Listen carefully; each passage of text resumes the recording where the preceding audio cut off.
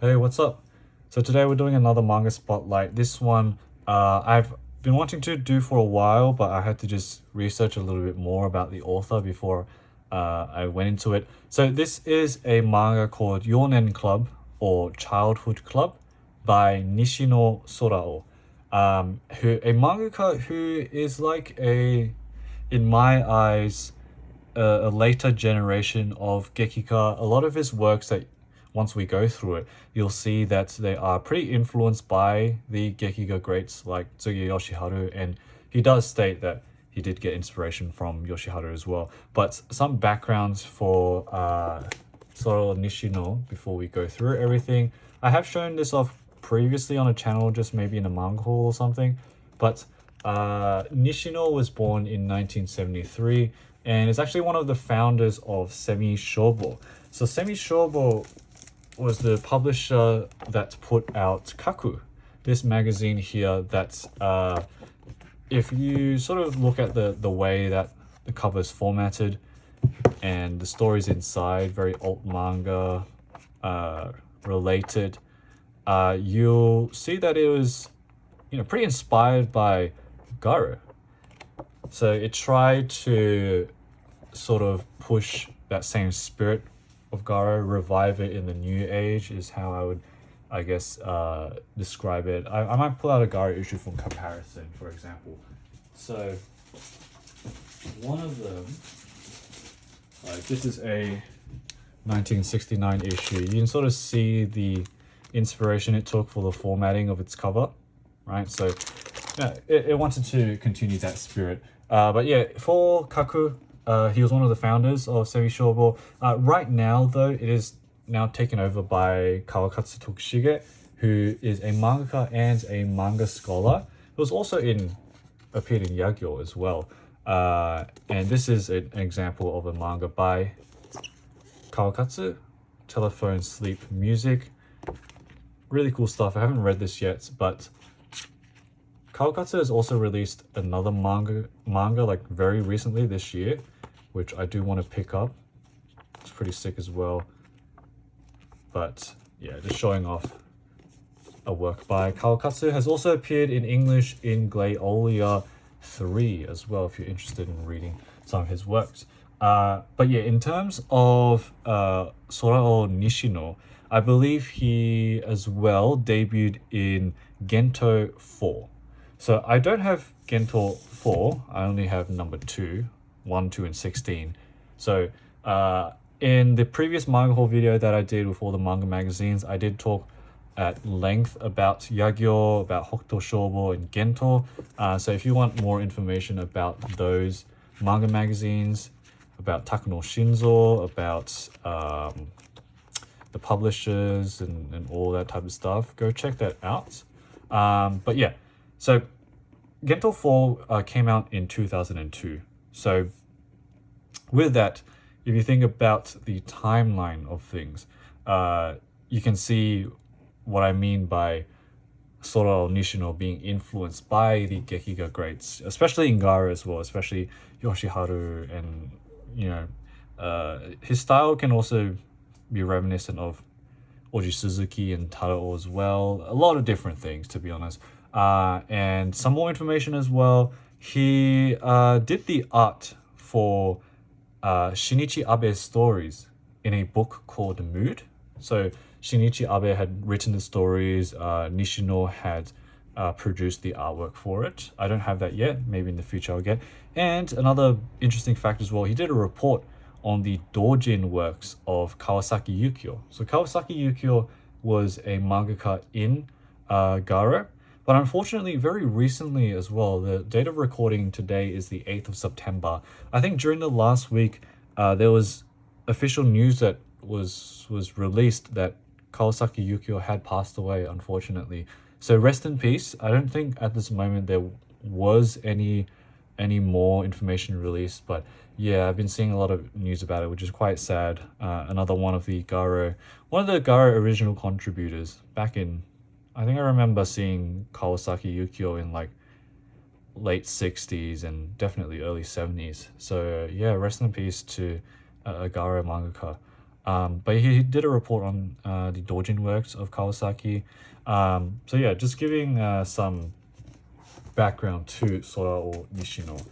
So it's very cool for me just to see these types of things, you know, reading a lot of Garo, reading a lot of the OG stuff from the 60s and 70s, and seeing artists that were influenced by Garo and then creating their own works. Like an example I can think of at the top of my head would be Nemoto Takashi. You know, he grew up sort of reading or he knew about Garo, saw it, and eventually became one of the Garo artists in the later stages as well. So that's just pretty cool to look at.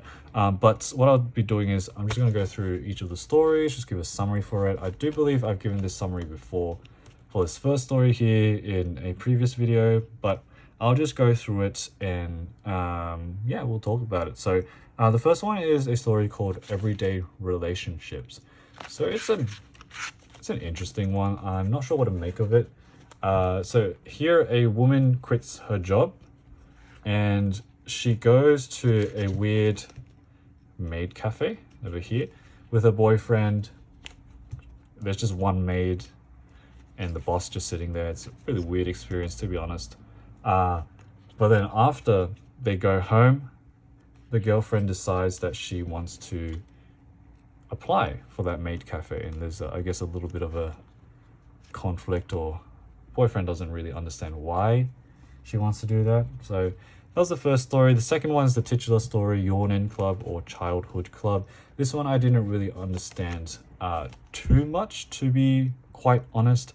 But if you see this little panel here, this little boy, that is our boy at the cover, the front of the cover. And I'm not sure if I showed this off, but that's what the inside looks like. So what I believe this is Takumi is the name of the boy. He is given a toy by his grandpa. That's all I could really make out, unfortunately. So I apologize. I'm not sure what happened too much with this, but you know, just looking at the art, you can sort of tell that Nishino had been inspired by the Gekiga artist I was talking about.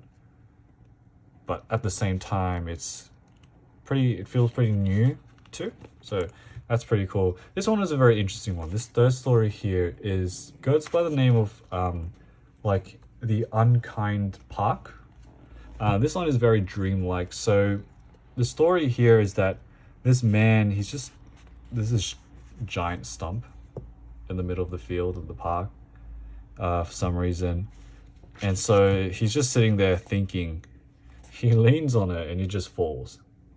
I think maybe he hits his head. So when he wakes up, he goes and like tries to find the person who put the tree stump there, because he's pretty angry. And it's pretty funny as well. There's a little reference to one of the characters by Mizuki Shigeru, like the iconic buck teeth. And I'm pretty sure I've seen this character like multiple times somewhere, just like the salaryman pop up in Shigeru's works. But he sees that, goes around, tries to find it, can't seem to find anyone. But the next day when he comes back, he finds that the tree has disappeared. And we see this interesting shift in art style towards the end. A lot more bold in terms of the line work. But yeah, a very dreamlike story, and you'll see that in other stories as well. That is a pattern or a trend that I noticed in a lot of his stories that appeared in this book here. Surreal, dreamlike. There's even a story that is pretty reminiscent of one of Yoshiharu's dreamlike stories as well. But yeah, one thing I wanted to say too, while we were on the topic, let me just get a bookmark.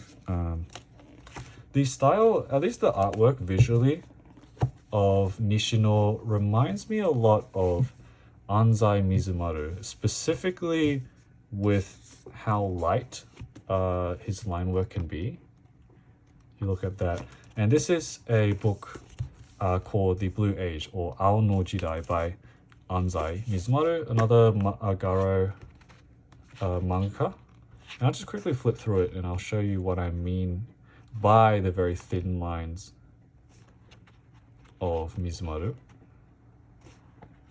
So looking at this, it really does remind me a lot of, like, I grouped these two together in my head, just visually how thin their lines are.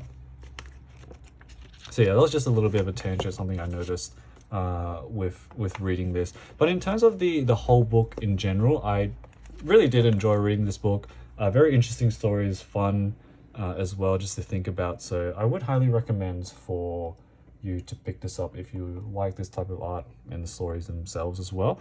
So the next one is a story that is titled The Packer Man. Interesting name. From my understanding, looks to be about a boy who over here who wants to sleep with his father together. Maybe they're having a bad dream, or he's having a bad dream or something. But when he does, I believe they have a shared dream or memory that pops up. Here they are sleeping. And this is what I was talking about. Maybe a shared memory or a shared dream that they experience, and that just ends there. So I love as well the way he constructs the faces of the characters. This man here reminds me of later Yoshiharu as well. So I'm just going to be saying that name a lot, saying a lot of Yoshiharu, because he cited it as one of his inspirations too. So makes sense. Next one's a little bit more of a violent story, to be honest. This one's called Night, Yoru. And this man, Hideo, he is looking for someone. So he is trying to find a woman. He enters a building and what happens is he goes around and kills some people. Turns out the woman here is being held captive. But he comes in to save the day.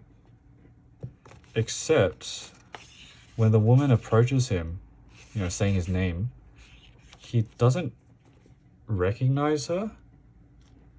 And all he says is just like, where did Mako head off? Where did she go? Which is pretty interesting. That's just her reaction to that. And he just goes away, trying to find her when she's right there.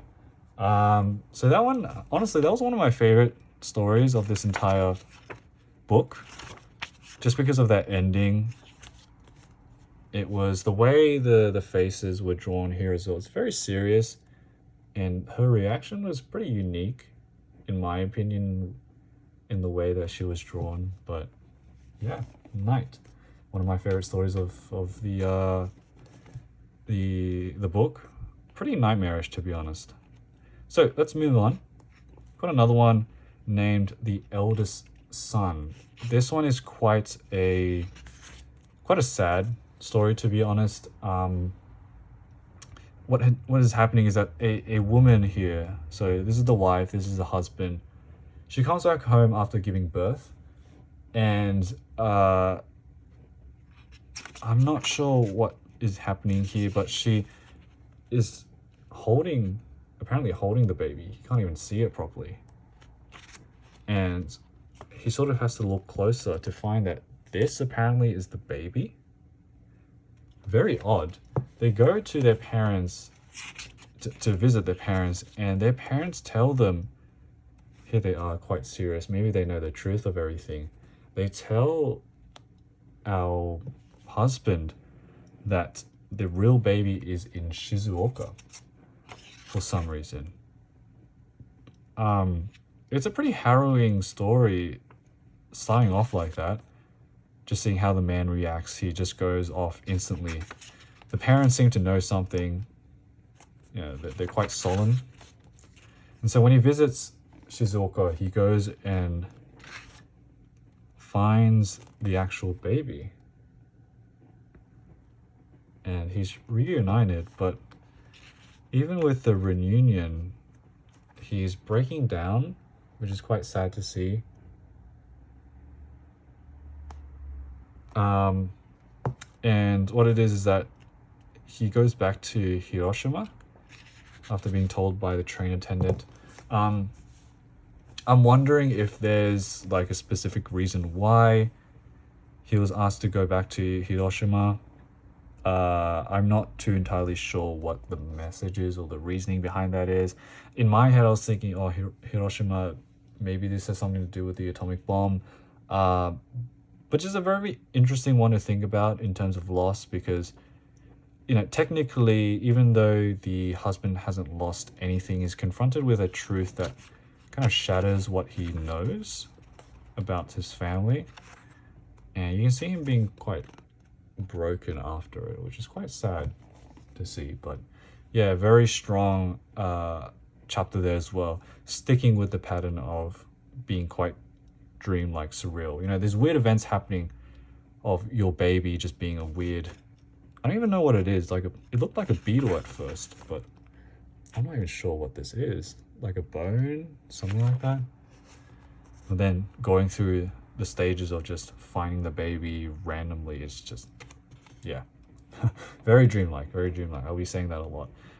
So we're halfway through the book. Next one is titled A Meeting with the Chief. This one I wasn't really into too much. A worker whose design is pretty reminiscent of Tsuge Tadao, in my opinion.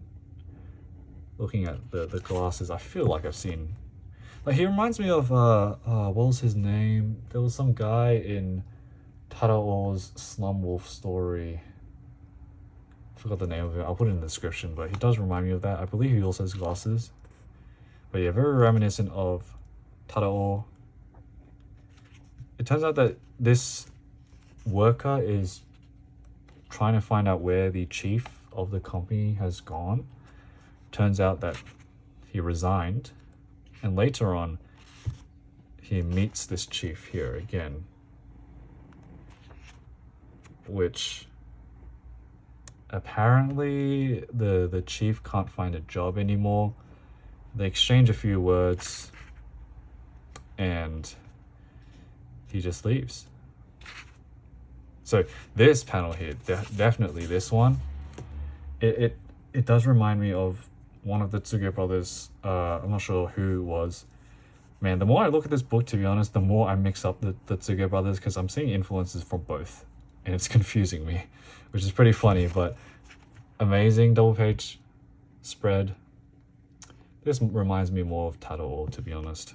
But again, this book is confusing me, funnily enough. So next one, The Tunnel Gallery. Again, another dreamlike one. A man is visiting this art gallery with his family, trying to pitch his manga, I believe. So this is like the art gallery there. He's thinking about it, and they get transported to a tunnel. In the tunnel, they walk past, and it's a gallery. So they see a lot of artworks here for some weird reason.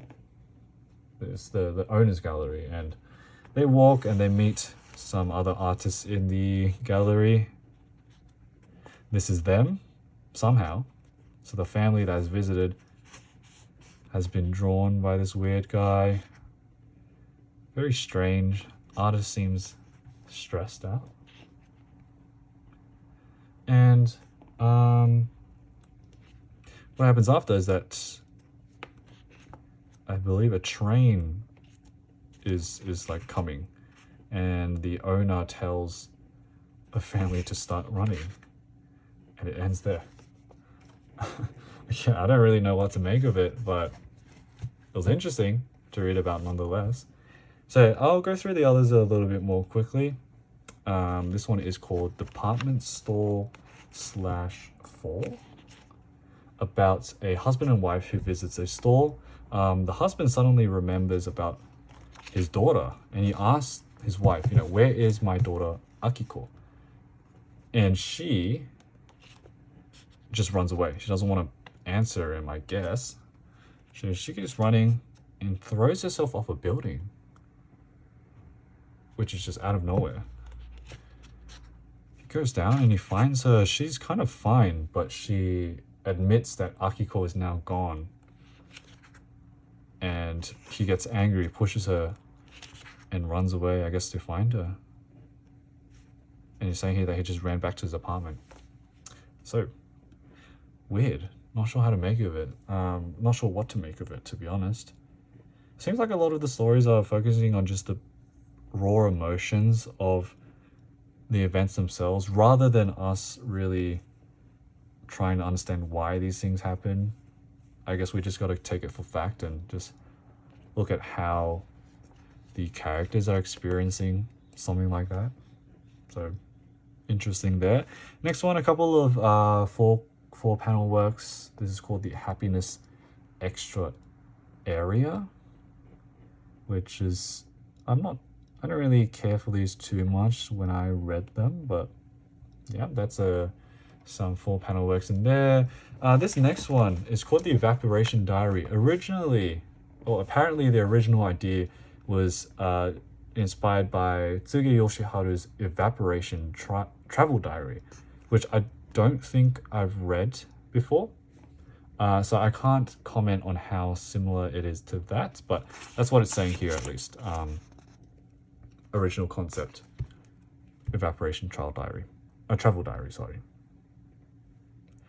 So yeah, it seems like this one was also a bit confusing as well. It's also funny. I kind of like the way he draws the kids, the little boys. They look very cute, but they're also very sad a lot of the times.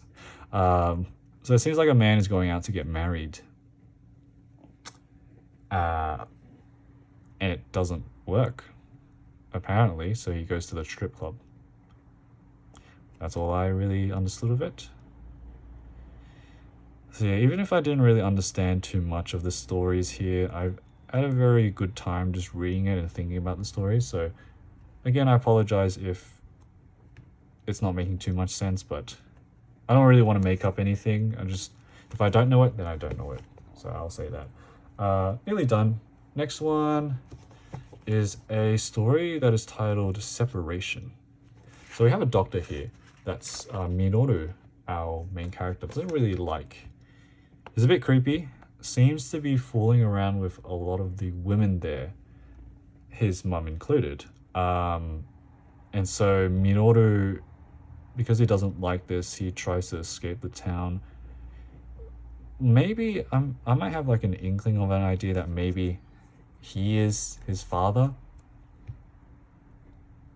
And because like he doesn't know who his father is, he's saying here that he wants to meet his father, doesn't know who he is, but the doctor seems to be treating him normally, so maybe he is his father. So a story about, I guess, families separated without knowing that they are family. So yeah, that was Separation. Next one, 1,000 Temptations. I'm actually not sure what this is about. It seems like this woman is trying to resist against an unknown temptation and goes to a mental hospital. But that's all I can really say for this one as well. This one as well, if you look at the art, a lot more simplistic compared to something like this. More detailed in the background there, but at least with this one, a lot more simplistic. And now we come to the very last story, The Small View of the Wharf. It's a very simple one, actually. It's just a boy going to fish with his father. And it's more rough. So the art in here is more rough. It looked like sketches more than anything, but very different compared to the other stories. But yeah, so that's the end of the book there. This was published in 2012, so not that long ago. We've got a list of Sorao Nishino's works, starting from 2002, going all the way down there. And oh, there we go. This is Kibun. This is the book I was talking about, Mood, where Shinichi Abe did the stories and Nishino did the artwork. These are some other works by Shinichi Abe as well. I've got these two. I'm not sure about this one, Tengoku. No, I don't have that yet. And in that as well, there was this Wise Shupan. I think all the works that this publisher has published. A lot of stuff, actually. Interesting. But yeah, so that was Childhood Club, Younen Club by Sorao Nishino. I am not too sure if they have any other works that have been published, but I had a very enjoyable time reading it, especially if, you know, because of my tastes in very dreamlike works, fit very well for me. So if you are interested in getting this, not too hard to find, to be honest. It was only published in 2012, and it's not that rare. I feel like not many people know about Sorao Nishino, unfortunately, but I would highly recommend him because I had a pretty good time reading his stuff. So yeah, have you enjoyed this one? We'll see you in the next video. Bye.